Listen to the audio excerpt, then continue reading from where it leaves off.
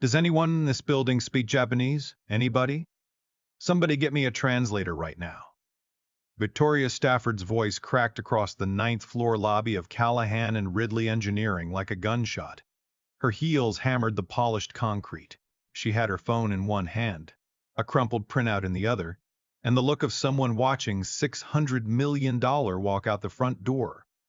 Because that is exactly what was happening. Kenji Takahashi, lead structural engineer from Murata Kogyo, Japan's most respected infrastructure firm, was already buttoning his coat. His delegation of 4 stood behind him, briefcases closed, faces unreadable. The preliminary design review had collapsed in under 40 minutes. Takahashi had asked 3 critical questions. The interpreter had answered something else entirely each time. And now the man who held the authority to greenlight the largest bridge contract in the Midwest was 6 steps from the elevator, done talking. Victoria pulled her phone away from her ear. No answer from the translation service. No answer from the university language department. No answer from anyone. That's when a voice came from behind the supply closet door. Quiet. Steady. The kind of voice that doesn't rush because it has been waiting a very long time. Ma'am, I speak Japanese. I can help. Victoria turned around. Harold James Monroe stood in the doorway holding a mop handle in one hand and a gray rag draped over his shoulder. 68 years old. Maintenance uniform. Steel-toed boots with the left sole separating at the toe. A laminated ID badge clipped to his chest pocket that read, Custodial Staff in small letters beneath his photo. Victoria looked at him the way you look at a crack in the sidewalk. Not with hatred. Worse. With nothing. You? She almost laughed. Harold. Go finish the 3rd floor restrooms. This doesn't concern you. Harold didn't move. Ma'am, I understood what Mr. Takahashi said in there. The interpreter got it wrong. 3 times. I can explain exactly what. Victoria stepped closer. Her voice dropped to the register people use when they want to be cruel without being loud. Let me be very clear. You empty trash cans. You unclog toilets. You replace light bulbs. That is the full list of things you are qualified to do in this building. Now take your mop and go back to whatever floor you came from before I call your supervisor and have this be your last day here. Harold's jaw tightened. His hand squeezed the mop handle until the veins surfaced across his knuckles. But he lowered his eyes the way he had learned to do a long time ago and said, Yes, ma'am. He turned around and walked back through the supply closet. The door closed behind him with a soft click. The elevator chimed. Takahashi and his team stepped inside. The door slid shut. Victoria stared at the closed elevator and pressed both palms flat against the wall. The deal was dead. But Harold Monroe wasn't finished. Not even close. To understand what happened next, you need to go back 6 hours to 5:47 that morning, before anyone else arrived. Harold unlocked the side entrance the same way he had every weekday for 31 years. Key in, shoulder against the door because the frame swelled in the cold, 2 steps down. Lights on. The basement hallway smelled the way it always did. Floor wax, copper pipe, and the faint ghost of yesterday's coffee drifting down from the vents above. He hung his coat on the 3rd hook from the left. Always the 3rd. Ruth's habit, passed to him after she was gone. Everything in its place, Harry. If you keep order in the small things, the big things hold together. Ruth had been gone 4 years now. Cancer, quiet and fast, the way she did everything. She didn't complain, didn't explain, just left instructions taped to the refrigerator and a note in his lunchbox that he didn't find until the day after the funeral. It said, Don't you dare stop learning. He hadn't. Harold pulled open his locker. Inside, on the top shelf, behind a box of replacement bulbs, sat a leather case the size of a paperback book. Worn smooth at the edges, stitched once along the spine where it had torn years ago. He didn't open it. He just touched it, 2 fingers, quick, the way a Catholic touches a cross before walking into something uncertain. That case belonged to his son. Marcus David Monroe, civil engineer, Howard University, class of 2011. Graduated with honors. Got hired at a firm in Cincinnati before the ink on his diploma was dry. Brilliant. Focused. The kind of young man who made you believe the future was going to be better than the past. Marcus died in 2016 on a Tuesday afternoon at 30:47 p.m. when a pedestrian overpass he was inspecting in Louisville collapsed without warning. A hairline fracture and a load-bearing weld that 3 certified inspectors had signed off on. 17 people injured. 1 killed. Marcus was underneath when the support beam gave way. He was 27 years old. Harold was mopping the 4th floor of this exact building when he got the call. He doesn't remember dropping the mop. He remembers the sound it made hitting the tile. A wet slap that echoed down the empty corridor, and then nothing. The next thing he remembers clearly is standing in a hospital hallway in Kentucky, still wearing his work boots, still smelling like floor cleaner. After Marcus died, something shifted inside Harold. Not a break, a deepening. Like a river carving new channels after a flood. He started reading Marcus's books, not skimming. Reading. Cover to cover. Structural dynamics. Load analysis. Material failure theory. The textbooks were dense, technical, full of equations that might as well have been a foreign language. But Harold sat with them the way he sat with everything difficult. The same way Ruth had taught him, patiently, stubbornly, 1 page at a time, until the page surrendered. He went to the public library on Saturdays. He found online lectures from MIT, free, open to anyone. He watched them on his phone during lunch breaks, earbuds in, screen cracked, subtitles on. He filled notebooks, not 1, 14. 14 spiral-bound notebooks over 8 years, packed margin to margin with diagrams, calculations, formulas, and questions he wrote to himself and then answered 3 pages later after he'd figured it out. No degree, no certification, no credential anyone would recognize. Just a man trying to understand why his son's bridge fell down. And then there was the Japanese. Marcus had spent a semester at Kyoto University during his junior year. A research exchange. Something about seismic bridge design. He came home different. Calmer. More careful. He brought back books, half of them in Japanese, and a small framed calligraphy print that he hung above his desk. Harold asked him what it said. Marcus smiled. It means the beam holds because the foundation listens. After Marcus died, Harold kept those books. He didn't throw away a single one, and one night, maybe 6 months after the funeral, he opened one of the Japanese textbooks and stared at the first page. The characters made no sense. Not one. But Harold Monroe had never been stopped by something not making sense. He started the way he always started. Slowly, he found a free app on his phone. He listened to podcasts in Japanese on his bus rides to and from work, 40 minutes each way, 80 minutes a day, 5 days a week, 50 weeks a year. For 8 years. That's roughly 2,600 hours of Japanese. Nobody at Callahan and Ridley knew. Nobody had ever asked. Why would they? Harold emptied the trash. Harold fixed the leaky faucet in the women's restroom on 6. Harold replaced the fluorescent tube in conference room B that flickered every Tuesday like clockwork. Harold was furniture. Reliable, present, and completely invisible. Now, back to this morning. 5:52 a.m. Harold was buffing the floor outside conference room A when he noticed the door was open. Inside, spread across the full length of the table, were the preliminary design drawings for the Wabash River Bridge project. 14 sheets, large format, full of cross-sections, stress calculations, elevation profiles, material specs. They'd been left out from a late session the night before.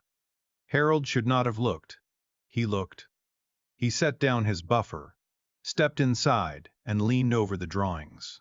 His reading glasses, the cheap pair from the drugstore, sat low on his nose. His eyes moved systematically. left to right, sheet to sheet, the way Marcus had taught him to read blueprints back when Harold thought it was just father-son conversation and didn't realize he was being trained. Sheet 9. Lateral support configuration for the main span. Harold's hand stopped. He pulled the drawing closer, squinted, took off his glasses, cleaned them on his shirt, put them back on. The cross-bracing geometry was wrong, not dramatically wrong, not the kind of wrong that jumps off the page, the kind of wrong that hides. The kind that passes inspection, passes peer review, passes every set of eyes in the room because everyone assumes someone else already checked it. A shear load calculation based on a symmetrical assumption, but the support brackets in the spec sheet were asymmetrical. Under normal conditions, it wouldn't matter. Under a sustained lateral wind load, the kind you get on a river in the Midwest in January, the kind that comes sideways and doesn't stop, the stress would concentrate on the eastern bearing plate. Harold stared at that drawing for 4 minutes. His heartbeat changed. His mouth went dry. He could feel it in his chest, the exact same feeling, the same cold electricity that woke him up at 2 a.m. sometimes when he dreamed about Louisville. He knew what this was. He'd spent 8 years learning exactly what this was. He'd spent 8 years learning exactly what this was. He took out his phone and photographed sheets 8 and 9. Then he picked up his buffer and went back to work. 10:15 a.m. Second floor. Harold was restocking paper towels in the men's room near the executive offices when Dolores Pittman walked in. Not into the men's room. She knocked on the doorframe and called his name. "Harry, you got a second?" Dolores Pittman had been the office manager at Callahan and Ridley for 27 years. She knew every invoice, every contractor, every birthday, every grudge, every affair, every termination, and every raise that had ever happened inside these walls. She wore the same style of reading glasses on a beaded chain, kept a jar of butterscotch candies on her desk, and had exactly zero patience for nonsense. She also paid attention in a way that most people in that building never did, because most people walked past Harold Monroe 10 times a day and never once noticed that the man they asked to fix the copier was reading Nikkei Engineering Review on his lunch break. Dolores noticed. She'd noticed 3 years ago when she saw Harold studying a Japanese engineering manual in the break room. She didn't say anything that day. She just filed it away the way she filed everything. Quietly, precisely, for later. Now, she stood in the doorway with her arms crossed. "I heard about the meeting this morning. The Japanese delegation." Victoria scrambling. Harold kept stacking paper towels. He didn't look up. "That's not my business, Dee." She tilted her head. "Come on, Harry." Silence. The paper towel dispenser clicked. "I heard you outside the conference room. I heard what you said to Victoria." "I heard what she said back." Harold's hands slowed. Dolores stepped closer. Her voice softened. "Harry, I've watched you in this building for 2 decades. I've seen what you read.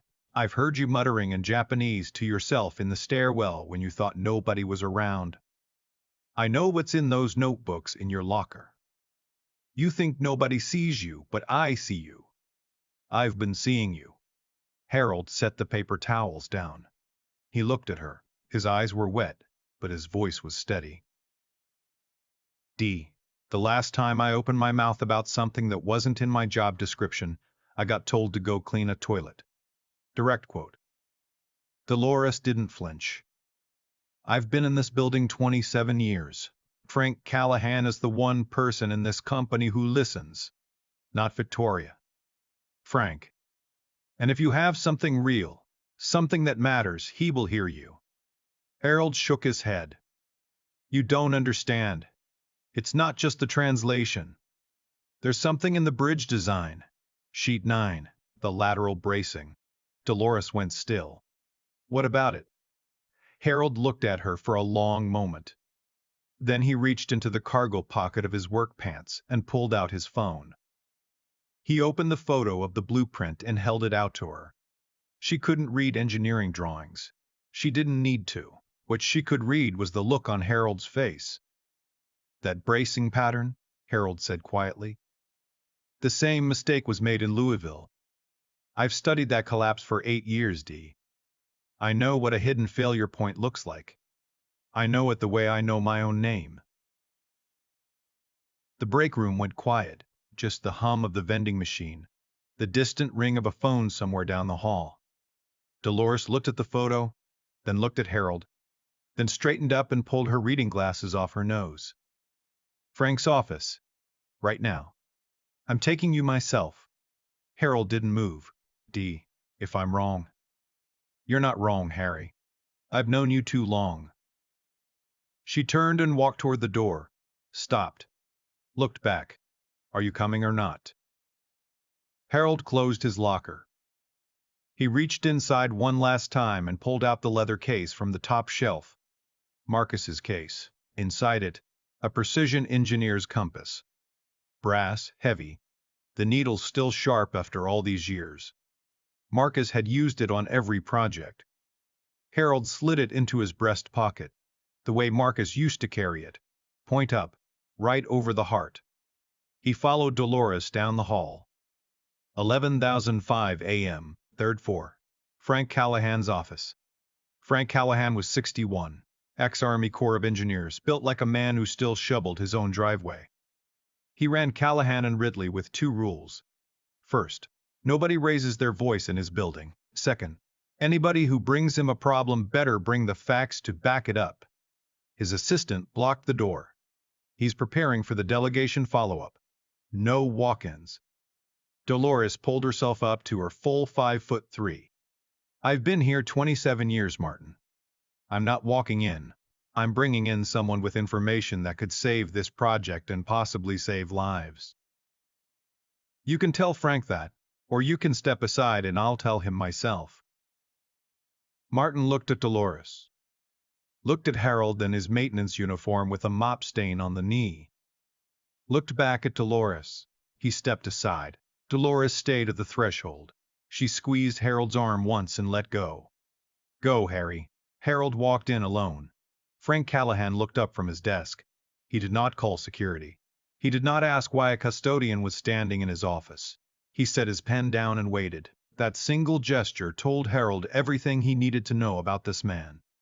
Harold spoke the way Marcus used to present to clients. Clear. Structured. No wasted words. He explained the translation problem first, how the interpreter had been softening Takahashi's concerns, turning sharp structural objections into vague process questions. How Takahashi had raised specific issues about the load distribution model, and the interpreter had translated them as general timeline concerns. How 2 teams sat at the same table hearing 2 completely different conversations. Then he opened the photo on his phone. He showed Frank sheet 9. He walked him through the lateral bracing geometry, the asymmetrical brackets, the shear load concentration under sustained wind. He explained it the way a patient teacher explains long division, step by step, no shortcuts, no showing off. Then he said the sentence that emptied the air from the room. Mr. Callahan, this is the same failure mode that brought down the pedestrian overpass in Louisville in 2016. I have studied that collapse for 8 years. My son was the engineer who died underneath it. Frank Callahan stared at Harold Monroe for a long time. He didn't look at the uniform. He didn't look at the mop stain. He looked at the mop stain. He looked at the man's eyes and saw something he recognized. Certainty. The kind you can't fake. The kind that comes from loss. Frank turned his laptop around, opened the Japanese version of the project brief, pointed to a paragraph. Can you read this? Harold translated it. Live. No hesitation. Precise. Technically accurate. Every engineering term in place. Frank leaned back, picked up his phone, made 1 call, canceled the interpreter's credentials, made a 2nd call. Get Takahashi's team back in the building. Tell them we have someone they need to meet. Then he stood up, walked around his desk, and stopped directly in front of Harold. I need to ask you something and I need you to tell me the truth. Harold nodded. If I bring you into that room, in front of my board, in front of Victoria, in front of a man who has the power to take this contract to any firm in the world, and the whole thing falls apart. If the translation fails, if the design concern is wrong, if Takahashi walks out for good, are you prepared to carry that? $600 million and your name attached to the outcome. Harold reached into his breast pocket and touched the brass compass. The metal was warm from his body heat. Mr. Callahan, I carried my son home from Kentucky in a box. I can carry anything. Frank held his gaze. 3 seconds. Then the faintest shift at the corner of his mouth.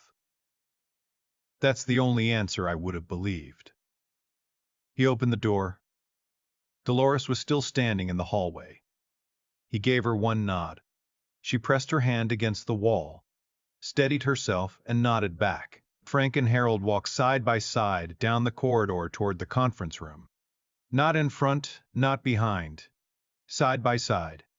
And if you closed your eyes and listened, you'd hear two completely different lives moving in the same direction. Frank's Oxfords, polished, clicked clean and sharp against the concrete.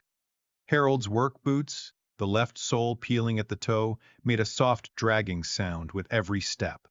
Click, drag, click, drag. Two different soundtracks. Same hallway. Frank spoke without turning his head. My father was a pipe fitter in Youngstown. 34 years in the same plant. Never missed a day. He could look at a joint and tell you if it would hold or fail just from the sound it made when you tapped it. Harold listened. He knew more about pressure systems than half the engineers in the county. Nobody ever asked him. Not once. They walked in silence for a few steps. Just the sound of their footsteps. He would have liked you, Frank said. Harold touched the compass in his pocket. My son would have liked you too. They reached the double doors of Conference Room A, through the glass, silhouettes. Movement. The delegation had returned. Frank put his hand on the door handle. Ready? Harold nodded. The door opened. 1:30 p.m. Conference Room A. 12 chairs. Full-length windows overlooking the Chicago River. On one side, the Callahan and Ridley executive team. Victoria Stafford seated at the near end, spine rigid, jaw locked, knuckles white on the armrest. On the other side, the Murata Kogyo delegation. 4 engineers, and at the far end of the table, Kenji Takahashi, arms folded, coat still buttoned. A man who had already walked out once and was calculating whether to do it again. The door opened. Frank walked in first. Harold walked in behind him. Every head turned. Victoria shot up from her chair so fast it cracked against the credenza behind her. Frank. What is this? He's the janitor. I specifically told him. Frank's voice was level, not loud. The kind of quiet that doesn't negotiate. Victoria. Sit down or leave the room. Choose now. The silence lasted 4 seconds. Nobody breathed. Nobody rustled a paper. Victoria looked around the table. No one met her eyes. She sat down. Takahashi was already standing. He spoke sharply in Japanese, 6 sentences, each one harder than the last. The frustration from this morning had calcified into something colder. He listed every concern that had been mistranslated. He described the feeling of speaking to a wall. He said trust was not a contract clause. Trust was a human decision, and no one in this room had earned it. His final sentence. We are leaving. There is nothing left to discuss. He reached for his briefcase. Harold stepped forward. He didn't ask permission. He didn't wait to be introduced. He didn't look at Victoria. He looked directly at Kenji Takahashi and began to speak in Japanese, not the Japanese of a textbook, not the stiff, careful Japanese of a language app, the Japanese of a man who had listened for 8 years, who had dreamed in it, who had read his dead son's university notebooks until the characters lived inside his hands. Formal where it needed to be, warm where it mattered. First he repeated Takahashi's concerns back to him. All of them. Word for word. Not softened, not summarized. The exact objections, in the exact tone, proving beyond any question that he had understood every syllable. Takahashi's hand stopped moving inside his briefcase. Then Harold explained. He told Takahashi about the translation gap, how the interpreter had been converting sharp structural objections into soft procedural questions, how both teams had been sitting at the same table, discussing two entirely different projects. Then Harold did something nobody in that room expected. He pulled out his phone, opened the photo of sheet 9, and switched to English so both sides could hear. And there was something else, he said. Something more important than the translation. He walked to the display screen at the front of the room, connected his phone, and projected the blueprint. He pointed to the lateral bracing geometry. He walked the room through the asymmetrical bracket configuration, the shear load math, the wind stress concentration on the eastern bearing plate. He spoke slowly, precisely, in both languages, sentence by sentence, so that every person at that table could follow. Then he said, in Japanese, looking directly at Takahashi, "This failure mode is not theoretical. I have seen it before. A pedestrian overpass in Louisville, Kentucky, 2016, the same hidden asymmetry, the same assumption that symmetrical analysis would hold. It did not hold. The bridge collapsed on a Tuesday afternoon. 17 people were injured." He paused. "My son, Marcus Monroe, was the engineer standing beneath it. He was 27 years old. He did not survive." The room went completely still, not conference room still, cathedral still. Takahashi lowered himself into his chair. He did not break eye contact with Harold. His arms unfolded. His hands came to rest flat on the table. A gesture Harold recognized from his studies. Openness. Willingness to listen. Harold continued. His voice did not waver. "You were not being ignored, Mr. Takahashi. You were being misheard. And the flaw you sensed in this design, you were right. It is there. I am showing it to you now because I will not stand in another building and stay silent while the same mistake buries someone else's son." Takahashi reached for his water glass. The first person at that table to touch one all day. He drank slowly, set it down, and spoke one word. "Continue." For the next 50 minutes, Harold served as the bridge between both teams. He didn't just translate language. He translated intent, culture, engineering philosophy. When the Callahan team used a phrase that carried aggression in Japanese, Harold adjusted it, kept the meaning, softened the blade. When Takahashi referenced a structural principle using a Japanese proverb, Harold didn't fumble through a literal translation. He found the engineering equivalent in English so both sides could feel what the man meant. The tension drained from the room the way water leaves a cracked vessel, slowly at first, then all at once. One by one, the water glasses were picked up. Jackets were unbuttoned. Someone laughed for the first time all day. Then Takahashi raised his hand. The room went quiet. He asked to speak privately with Frank. Everyone stood. The delegation filed out. The executives followed. Victoria left without looking at anyone. Harold turned to leave. Takahashi's voice stopped him. "Not you." Harold turned around. "You stay." 3 people in the room. Frank Callahan, Harold Monroe, Kenji Takahashi. Takahashi spoke through Harold, who translated every word. The project would continue. The design would be revised based on Harold's structural findings. His team would extend their stay to collaborate on the corrected bracing analysis. But there was one condition, non-negotiable. Takahashi looked at Harold, not at Frank, at Harold. "This man is the liaison. He handles all technical communication between our teams for the duration of the project. No exceptions." Frank nodded without hesitation. Takahashi leaned forward. His voice dropped.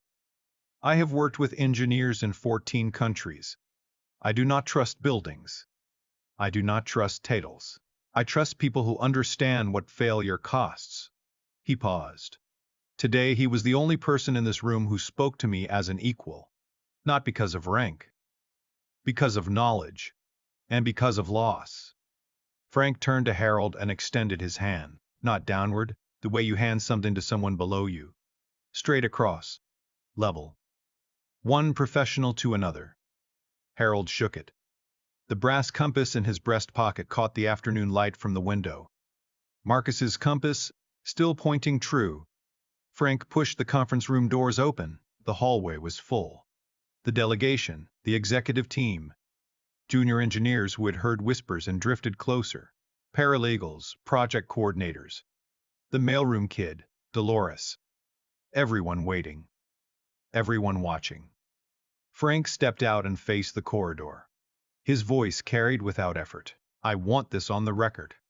The Murata Kogyo partnership was saved today by Harold Monroe. He is a member of our custodial staff, and he identified a critical structural flaw that our entire engineering department missed. That failure belongs to the system, not to him. The hallway went silent. Takahashi walked out behind Frank. He stopped directly in front of Harold and bowed. Not a casual nod, a full, deliberate bow. Slow, measured, held for 3 seconds. In his culture, it carried the weight of every word he hadn't said. Then, to Harold translating his own introduction for the first and only time in his life, Takahashi announced to the corridor that the project would proceed and that Mr. Monroe would serve as the primary technical and cultural liaison going forward. One by one, it started. A junior engineer from the 3rd floor, a young woman who had stayed late the night before working on those same drawings, stepped forward. She shook Harold's hand and held it. I walked past sheet 9 4 times yesterday. 4 times. You saw it once, a senior partner from the ownership group, a man who had been sitting silently in the back of the conference room for the first meeting, not saying a word, not raising a finger, walked forward and placed his business card in Harold's palm. Monday, he said. 8 a.m. My office. Don't be late. And Dolores Pittman stood at the far end of the corridor behind the reception counter. Her reading glasses in one hand, the other hand pressed flat against the desk to keep herself upright. Her eyes were red.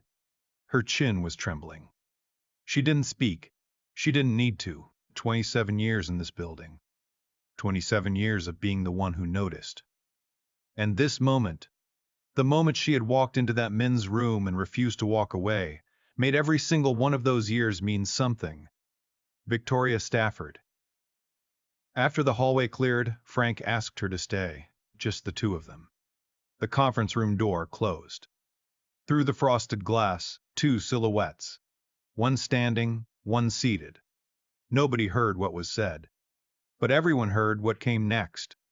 3 weeks later, Victoria Stafford was reassigned to the firm's satellite office in Schaumburg, a low building on a frontage road next to a tire store. Fluorescent lights, no river view, no crystal water glasses, no $600 million clients. The internal memo read, conduct inconsistent with firm culture and obstruction of operational process. But every person in that building knew the real reason. Victoria Stafford didn't lose her position because she was incompetent. She lost it because she looked directly at the most qualified person in the building and saw a mop. And here's the detail that stays with you. During her final week, the only route from Victoria's temporary desk to the parking garage went past the 2nd floor office that now had a new nameplate mounted at eye level. Harold Monroe. Sturchuchuraliason. International Projects. Richoliason. International Projects. Every morning, every evening. Brass letters. Impossible to miss. On her last day, Victoria was carrying a banker's box of personal items down that corridor when Harold came walking from the other direction. They stopped. The hallway was empty. No audience. Harold spoke first. His voice was steady. No sarcasm, no bitterness, no victory in it. I wish you well, Ms. Wong, Stafford. Victoria shifted the box in her arms, turned, and walked away. Her heels clicked against the concrete, faster, then softer, then gone. They never saw each other again. Harold didn't need Victoria to fall in order to rise. But sometimes justice doesn't shout. It just puts the right name on the right door and lets the silence do the rest. That evening, Harold sat in his new office. Quiet, still. He opened the leather case and took out Marcus's compass, held it in his palm. The brass was warm, the needle steady. He reached into his back pocket and pulled out a folded piece of paper. Old, creased, soft at the edges from years of handling. His original application for a drafter position at Callahan and Ridley, submitted 9 years ago. The rejection stamp across the top read, "Position requires formal engineering credentials." Harold unfolded it, placed it in a simple frame, and hung it on the wall next to the new nameplate. Then he opened one of his notebooks to a page near the back, a page he had written on the night after Ruth died when the apartment was too quiet and he didn't know what to do with his hands. 3 words in his own handwriting. What's the point? He had never crossed the mount. He taped that page next to the framed rejection. The rejection. The despair, and the nameplate that answered both. 3 things. 1 wall. The whole story. So what happened to Harold Monroe? 6 months later, Callahan and Ridley funded his professional certification in structural engineering review. Full tuition. Every cent. He passed on his first attempt with the highest score in his testing group. The proctor, a woman who had administered that exam for 15 years, told him afterward that she had never seen anyone answer the failure analysis section that fast. Harold told her he'd had 8 years of homework. Takahashi invited Harold to Osaka to work with his structural team on the revised bridge design. 3 weeks on the ground, walking construction sites, reviewing steel, speaking Japanese every day with men who treated him like a colleague. It was the first time Harold had ever been on an airplane, with that sit. A man who had taught himself Japanese from a bus seat and structural engineering from a public library computer had never once left the state of Illinois. He learned to speak to the world before the world gave him a chance to see it. The bridge was completed 22 months later, the Wabash River crossing. 4 lanes, 1,847 feet, designed to withstand lateral wind loads 40% above code. Harold was present at the ribbon cutting. He stood in the back where he was comfortable until Frank Callahan found him and pulled him to the front. They named the Eastern Observation Platform the Marcus Monroe Overlook. Harold stood on that platform on opening day, alone, after the crowd had gone. He held the brass compass in one hand and looked out over the river. The wind came sideways, steady, cold, the exact kind of wind that would have found the flaw if it had stayed in the design. The bridge held. Of course it held. And Dolores Pittman, the woman who walked into a men's room, knocked on the doorframe, and refused to let a good man disappear. She was promoted to Director of Operations, the exact position Victoria Stafford had held. Same office, same desk, same view of the river. At the staff meeting where it was announced, Dolores stood up and said one sentence. "I didn't discover Harold Monroe. I was just the first person who bothered to look. One more thing. Harold used a portion of his new salary to fund something that had nothing to do with engineering, a tutoring and mentorship program at the same public library where he had sat alone under fluorescent lights, teaching himself from free internet and borrowed books, night after night, year after year. He named it the Ruth and Marcus Monroe Learning Initiative, because a library card and a cracked phone screen changed his life, and he wanted to make sure they could change someone else's. Here are some numbers, because this isn't just a story that makes you feel something. It's a story that should make you think. There are an estimated 11 million skilled tradespeople and self-taught professionals in the United States working in jobs that never once ask what else they know. The average cost of a single infrastructure failure due to an undetected design flaw, $47 million, not counting the lives. The cost of simply asking the right person the right question. 0. So here's what I want to leave you with. Tomorrow, maybe today, you are going to walk past someone invisible. A janitor pushing a cart down a hallway, a cashier scanning your groceries, a security guard sitting behind a desk. You'll see the uniform, the badge, the mop, the name tag nobody reads.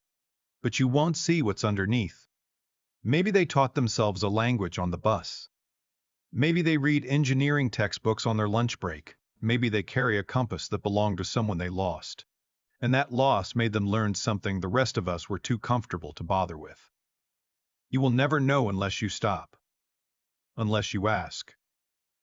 Unless you choose, just once, to look at the person instead of the uniform. If you know someone like Harold, or if you are one, leave a comment. Tell me your story. Tell me the skill nobody sees. Tell me the thing you built in silence while the world walked past you. And if someone out there needs to hear this today, send it to them. Let them know they are not invisible. Subscribe so you don't miss the next one. And remember, the bridge held. Not because the system worked. Because one man refused to let his son's death be meaningless.